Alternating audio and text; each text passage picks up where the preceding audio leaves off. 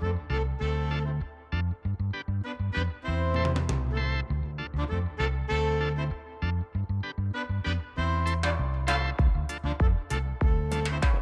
up, college football fans, quarterback fans? Welcome to another QB Spotlight video. Today we have a special guest in Silas Clapham. I didn't even ask you if I'm pronouncing that right, Sam. You correct me here in a second. Did I nailed crush it? that, man. Okay. I've never heard someone pronounce my name correct the first time. Also, I got to give you applause for that one, man. Oh, well, thank you. Yeah, well, thank you. I didn't even practice. But yeah, super special guest, Director of Player Personnel at University of Hawaii Football. So we're stoked to have him on. We're going to get an inside look on what that process looks like and how he kind of goes about that whole role and his kind of take on the quarterback position when it comes to his role. But before we get into kind of the fun nuts and bolts and everything, Silas, the one question I know everyone's probably going to be having is, you live in Hawaii. Do you go to the beach or do you surf every single day? And if you don't, why not? Man, I'll tell you what, I grew up surfing, actually, even though I'm from Seattle. And now that I live out here, I do it quite a bit more than I used to, that's for sure. So the answer is yes. The answer is yes. I'm at the beach as much as I can. I think everybody on the team is, and do get in a lot of surfing. So Do you live close to the beach? Is it like an easy, like from the stadium, from like where y'all work and stuff, is it an easy kind of access? Yeah, man. I mean, Manoa, which is where the university is right up from Waikiki, Honolulu. So 10 minutes at most drive with traffic if you want to get down to Waikiki Beach. So we're right by it. And anywhere you go on the island, there's going to be surfing and beach action. So, you're not far, but if you want to, branch out a little bit, there's a million other places you can go to the beach out here. So. And sharks don't scare you at all? No, I mean, you gotta kind of watch out a little bit sometimes. But no, man, I mean, especially down where it's like super populated down there in Waikiki, you don't really have too many incidences. We had one recently, kind of, down the way a little bit from there, not too long ago, about a month ago, but the guy made it out. He survived it, so that was good. But there's definitely been, I think now is kind of like a big time for him to be out here. So gotta kind of keep an eye out for the tigers and the gray whites sometimes. But doesn't freak me out too much. You just got to be respectful of the ocean and all of its inhabitants. So. Gotcha, man. Well, very, very cool. Well, for all of the audience watching and listening, if it's podcast or YouTube, thanks for tuning in. As always, the QB Spotlight podcast show where we talk everything's quarterback. As long as it's related to the quarterback position, it's all fair game here. So Silas, I kind of want to dive into it because you got a really cool role, and I don't know if a lot of people are probably aware of what a director of player personnel really kind of does, right? Like if you're in the football world, you probably have a good understanding of it, just like casual fans or just even maybe recruits watching this and like, what is the exact role of the director of player personnel and kind of like what's the schedule and layout kind of look like for you? Yeah, man. So, a lot of people will probably are more recognizable with the term general manager. At a college level, at a lot of programs, there isn't someone like that. So director of player personnel is pretty much the closest thing to that. On our staff, we have a chief of staff who oversees everything, who kind of acts like the general manager, but doesn't deal with the personnel side of things as much. So that's where I come into play. Personnel is all about your roster and how you build it. So you kind of have to deal with all the strategy with that. And Hawaii is more, it's different than anywhere else with that for sure. But a day to day with director of player personnel, man, you're doing your roster evaluation. You're doing a lot of talent evaluation. So high school, junior college, 4 years when you get the transfer portal open, of course. And then, just at a small program like Hawaii, there's a lot of in-betweens, So like this morning I went to pick up fruit for the boys at down the road. And, a lot of I've been doing all the onboarding for the guys coming in right now, for our freshmen coming in and some of our transfers that are starting here with us this month. And then, we got to deal with all the, the normal on-campus recruiting. I have a great director of on-campus recruiting, Savannah Ryer, who handles all of that. But, I give a hand there. And, we have all these visits that are going on in June right now. So, the official visits is a big part of it too, obviously. And then, currently, it's camp season also. I mean, you Yeah. hit me right in the Yeah. middle of the recruiting mecca month, basically. June is Yeah. crazy. So we got a lot of coaches on the road right now working at camps in California. Mm. They're at Redlands yesterday, and they'll be at Sac State the next 2 days. But I digress. A lot of different things, but from a Yeah. general standpoint, man, it's all about the roster and your personnel, Yeah. man. And so, doing the evaluation and everything comes with that. So are you, obviously is it a lot of different kind of priority you have going on? Is this like, do you watch a bunch of film, like this high school film, JUCO film? Is that like part of like, hey, I got X amount of hours today I'm dedicating Yeah. to, we're looking for to add one quarterback and add two receivers, Hmm. whatever it may be, and you're trying to kind of shift through the film or the guys on y'all's board? You kind of like diving Yeah. into film, talking to guys, kind of getting a good understanding of things. Yeah, man. A big part of my job is definitely watching and evaluating tape on the high school guys and junior college guys primarily. That's more of your year round stuff. And then obviously, like I spoke about briefly, the portal windows. When that opens up, then I'm in PFF watching that. But otherwise, I'm on Huddle and I'm watching high school tape for the guys. Right now in the off season, you're watching a lot of junior tape going into senior year, right? And then you're trying to figure out who at the junior college level is going to be available after fall season and even after spring. So doing a lot of evaluation and watching tape in my free time and kind of trying to sift through guys like you were talking about. But then at the end of the day, you have needs in certain areas like you also kind of mentioned. So obviously, if we have specific needs, I'm going to be watching those positions a little more Mm. frequently than, hey, we're not going to be taking, this position in this class kind of deal. So, Right. Do you get a lot of film to you, with on Twitter or just in general? Is it kind of blowing you up a little bit, or? oh, yeah. Yeah. I Yeah. mean, now, today's day and age via Twitter, Yeah. you get kids commenting on tweets that, have nothing to do with football or whatever. And it's always, oh, coach, check my huddle out or this, that, and the other, Yeah. man. So I've seen it all at this point, being Yeah. in, I'm going into year 5 here in the industry. So, Okay. seen it all at this point with that, and sometimes it's funny, and that sometimes how you get the film is funny, I should say. Yeah. And Yeah. these kids, they're good, man. They if Yep. they have the heart to do it, they want to get their film out there, and Yep. they're very perseverant with it. So Yep. Hey, if you're a kid, whatever you gotta do, right? whatever Never you got know. to do, So man. At the yeah, end of the day, whatever you get. man, whoever's Yeah. set of eyes falls on it, you won't know. So Yeah. always take So that Silas, you chance. said this is your 5 Yep. of this field. Where were you at before, and kind of go through maybe your journey, how you got to Hawaii and doing what you're doing, if you don't Yeah. mind. Yeah, no worries, man. So I'm going into season 5. I started originally at University of Nevada, Reno. Was Was Carson there Strong the on quarterback there?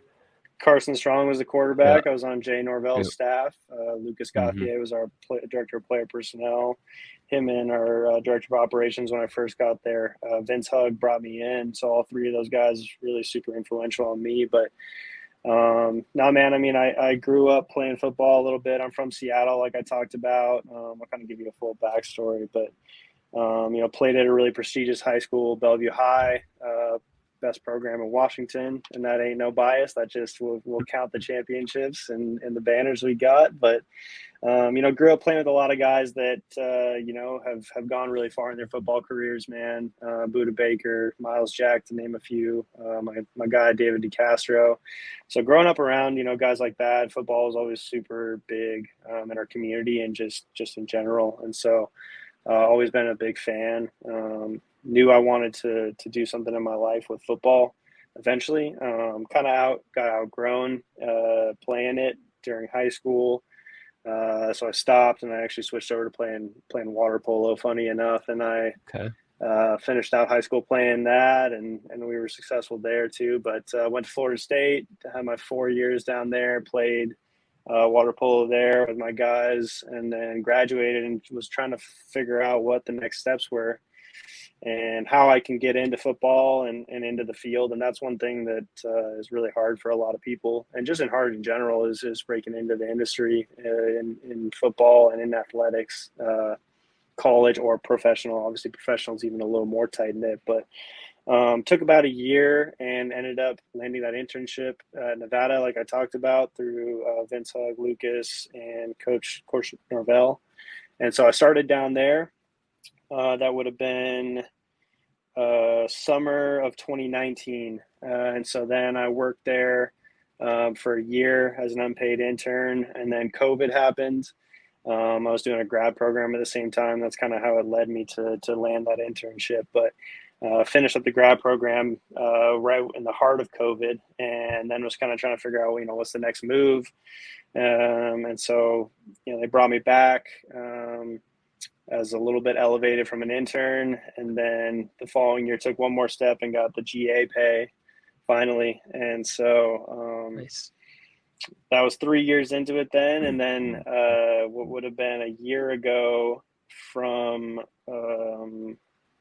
December, Coach Norvell got hired over at Colorado State. All the guys moved over there, and then I got the call after our bowl game that they were going to bring me on over there. So then I went over there for a month, and then Coach Chang, who's our head coach here at Hawaii, who was our receivers coach before, he got the head job out here at University of Hawaii in January, and then come February, him and our chief of staff Matt Chong called me up and said that they wanted to bring me out. So been out here for about a year and a half now, and I'm loving it. I'm really super stoked to be given this opportunity by them and all the opportunities I've had in the past, man. And I really love the industry, and I've always wanted to be in personnel. Once I stopped playing football, I just knew, just the evaluation and watching tape and building the roster, something that always was really super intriguing to me. Even growing up, man. I mean, a lot of kids play sports games growing up, I'm sure. Yeah. You probably played your Maddens and all that. Well, when playing Madden, like I was more interested in just like building the team than honestly playing the games, so always had that passion. But that's kind of my spiel on my journey and how I got here. So super dope, dude. A lot of perseverance on your part as well. You mentioned just recently about now enjoying breaking down the film, enjoying the roster evaluation and going about that. So let's kind of shift this back to the quarterback topic at hand. Whenever you're recruiting a quarterback, whenever you're watching film, whether it's coming from you or other coaches, what are y'all looking at? What does Hawaii look for in a college quarterback? Like when recruiting someone, like what jumps off on film, mannerisms, whatever it may be? What's that whole kind of process like for y'all? Yeah, I mean, we are moving into the run and shoot this year. So, there's a big shift into what our passing game is going to be like, right? And so, we're going to toss the ball all over the place this year, and it's going to be really exciting. So the quarterback position is a big time need for us and a big time position. So, we got Braden Shaker, Joey Yellen, a couple other guys on the roster this year that are looking to lead us, and then we got some good recruits coming in this fall, and then potentially the following 24 class. But when you look at quarterbacks, man, I mean it's you're looking at a couple things in general. I mean, obviously like their release, what kind of arm strength they got. And then for us, we want a little bit of athleticism sometimes. So can you move around a little bit? Can you escape the pocket? Can you pick up some yards with your legs, right? And then the last thing I'd say is kind of you want a smart guy, leading the team out there, and you want someone who's a natural leader, right? And so those things are kind of like intangible. You're not going to be able to measure those with, how far can you throw type of deal, right? Like what kind of person are you? And that comes from the recruiting process, right? I mean, the recruiting process is everything, and just interacting with your coaches and all that, and whoever's recruiting you is huge, so they can kind of see that side of you. I don't know if that would be a tip I'd give to some QBs, just show them how smart you are and how well your offense, and then, maybe even do a little digging on whatever school you really like, what kind of offense they run, and kind of, immerse yourself in that and be able to talk ball right off the bat with any coach. I think they'll be super impressed. So when y'all are recruiting quarterbacks or anyone in general, with the quarterbacks, but it accounts for you recruit. How do y'all go about the process? Obviously, Hawaii is, maybe at a disadvantage being so far away from all these other states, where if I'm Kansas State and I hear about it in Texas, Mhm. I'm down there pretty quick, right? If you're in Yeah, Hawaii, you hear about a kid in Texas, it's like, okay, how do we go about this? So, like, yeah. what's that whole process like? If there's a kid in Texas you really like, or Florida or something, it's a hike over there. And we live in Texas, that's why I keep referencing Texas. But Gotcha. No, man. I mean, shoot, Braden Shager, he's from Texas. He was mm, our starting quarterback last year, man. I mean, I think just in general, when you're kind of approaching that question, I mean, in today's day and age, if you got the film, someone will find you. yeah, If you have the tape out there, it's not hard with technology and how things are today. But like I was kind of mentioning earlier, it's really different recruiting out here. Kind of had to change my entire philosophy from when I worked in Nevada and Colorado State for that brief period, and just how we operate. I like to say that we're a lot more patient in our recruiting process. All these schools are doing these big visits in June and trying to land all their commits then and this, that, and the other, right? I mean, we still do that to a certain extent. Like if we're bringing in all our local kids from the island here in June and giving them first priority to get in the boat with us and stay home and rep the home state, right? And that's Coach Timmy Chang's mm, number one mantra is we want all the local kids mm, staying home. And then from there, then we'll kind of branch out and look at mainland guys and junior colleges, and then last but not least the transfer portal.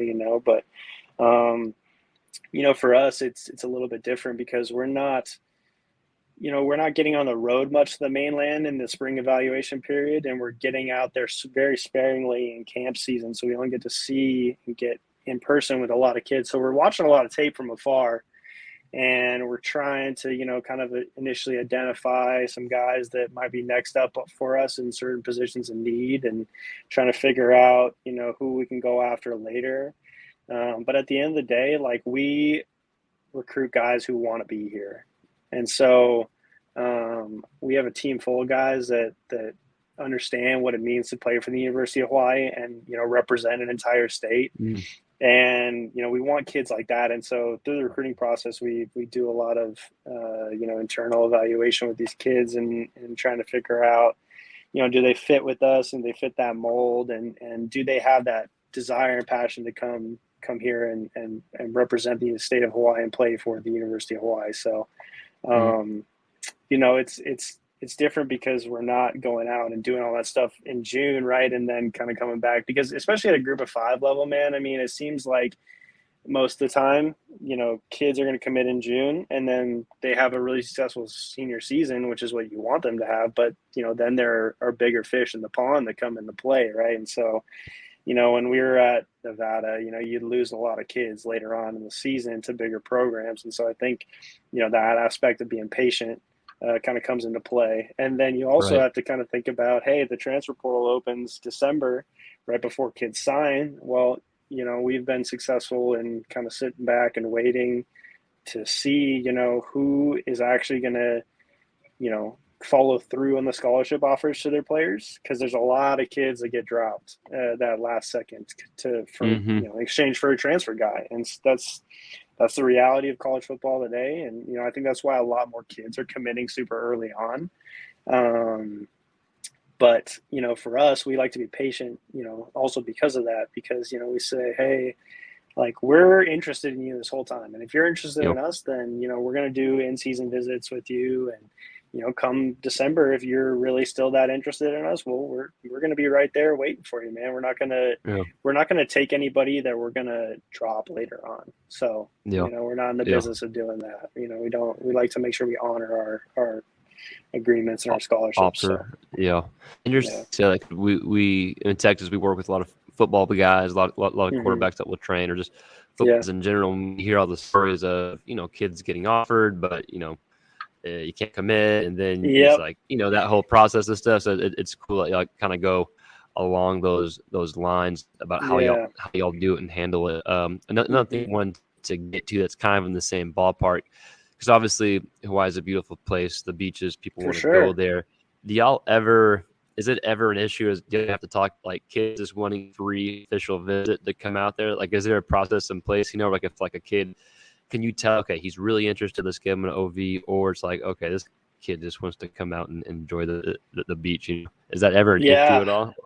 Oh yeah, no, definitely. You got to watch out for that, and especially with kind of the rule changes coming down the pipe now. Kids are going to be allowed to take unlimited official visits, so it's going to become a major Wow. issue with that. It already is. I mean, we've had it happen in the past to us. Don't get me wrong. We've had it happen, and even with our kind of process, right? We always have that in the back of our mind.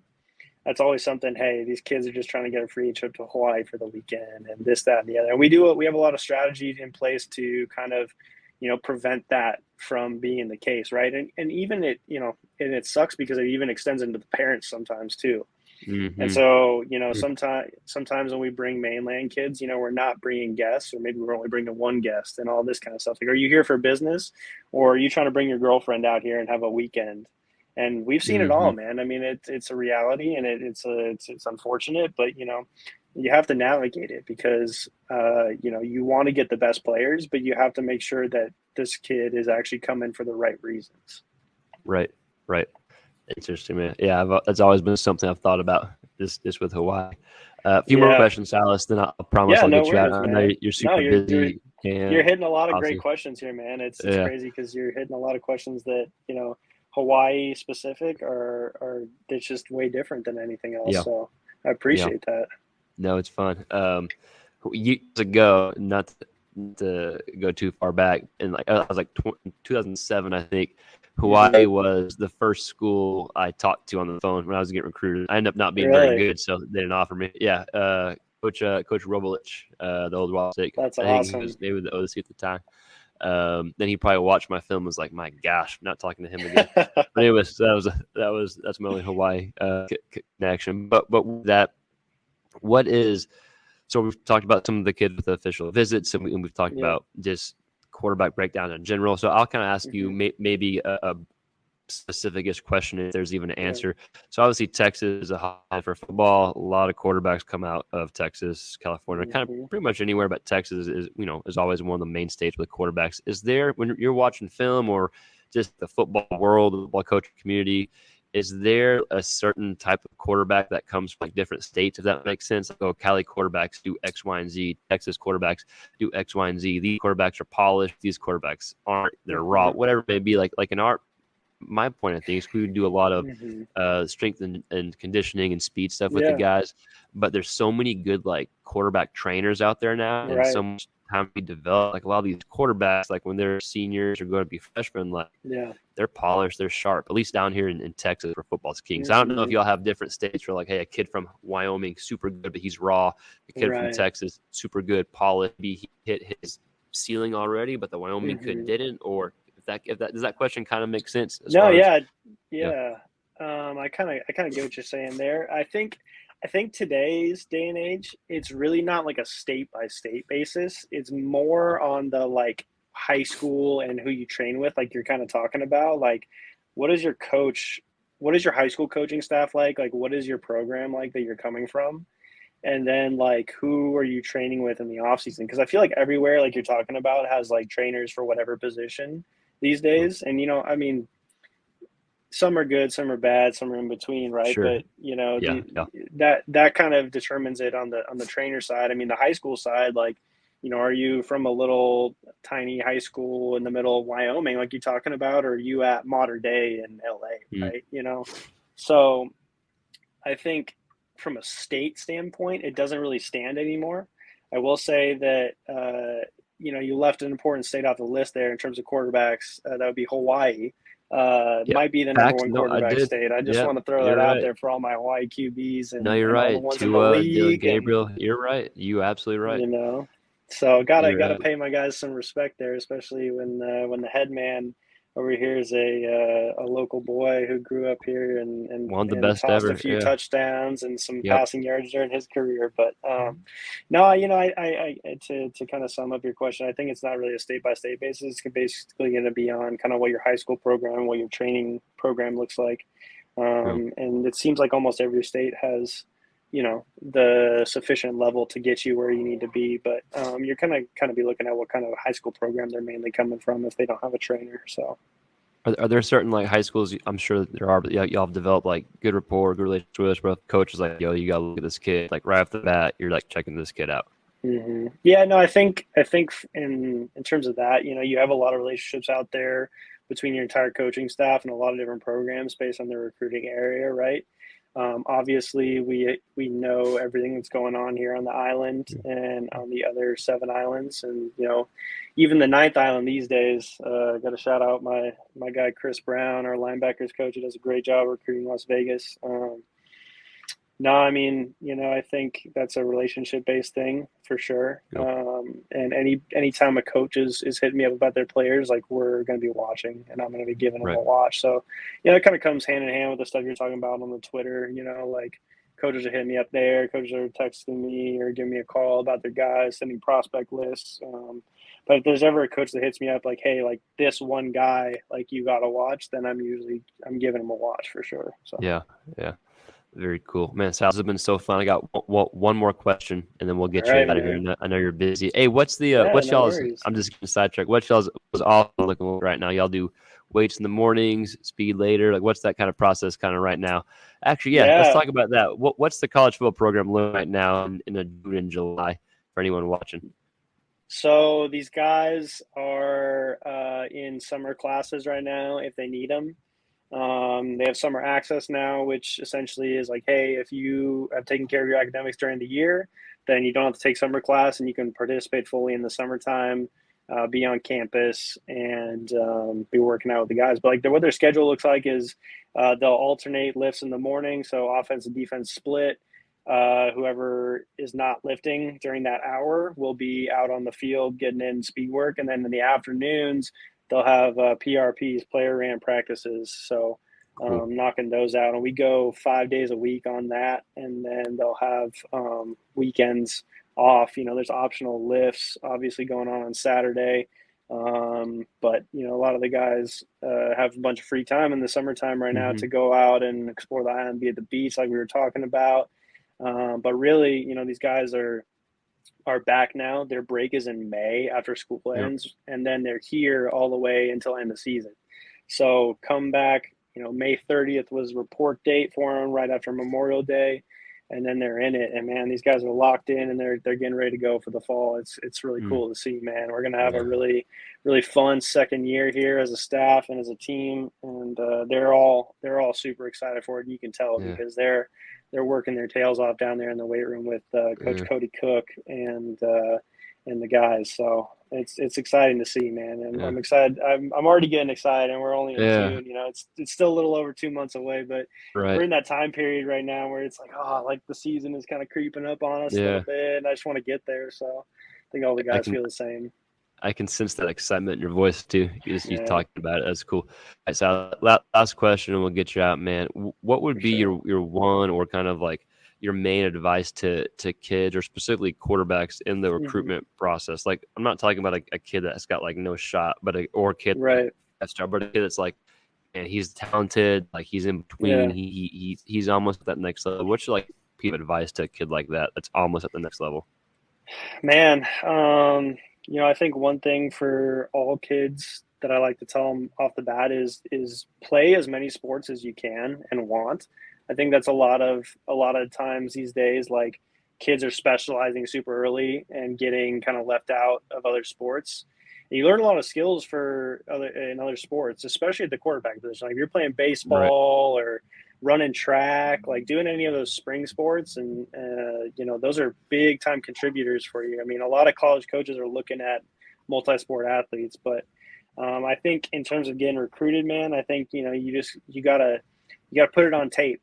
I think a lot of kids are getting caught up in 7-on-7 these days, Mm, and I can tell you pretty much matter of factly that no college coach or personnel guy is going to be out there watching your 7-on-7 tape and kind of take that seriously. You got to put it on tape in the fall that's and in the good. off season, man. You got to grind. You got to grind. Get out there with your guys, build that rapport with them, hit the weights, and just get prepared, man. And then in terms of just like the actual recruiting, I would just reach out to any coaches you can, post up your film and have your Twitter all airtight, man. Get all the information in there that anybody will need, and then, as soon as someone shows interest in you, man, no matter how big or small, I think you just gotta show them love right back. Yeah.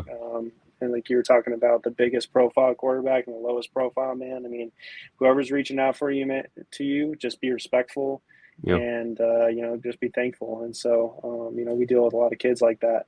But Yeah. just everyone's journey is different, and you Yeah. gotta want it, and you gotta put in the work, both in the recruiting process and in the weight room and on the field. So it's a whole equation. Yeah, that's a good word. Everyone's journey is different. That's good for kids to remember and hold on to. Well, Silas, man, this was so fun. It was super interesting for you, just kind of behind the scenes look of, a director of player personnel, what the role looks like. It's a little bit of everything, it seems like, right? But the roster management thing was super cool, and the recruitment side of things. So super thankful for your time. That was awesome. Guys, if you're watching this video, like, subscribe, all that YouTube stuff, and make sure you watch Hawaii this year. We'll be Hawaii fans. Maybe I'll get a Hawaii logo or something and put go. and we'll represent it. But again, if you like this video, like, subscribe, all that good stuff. We'll see you next time. Peace.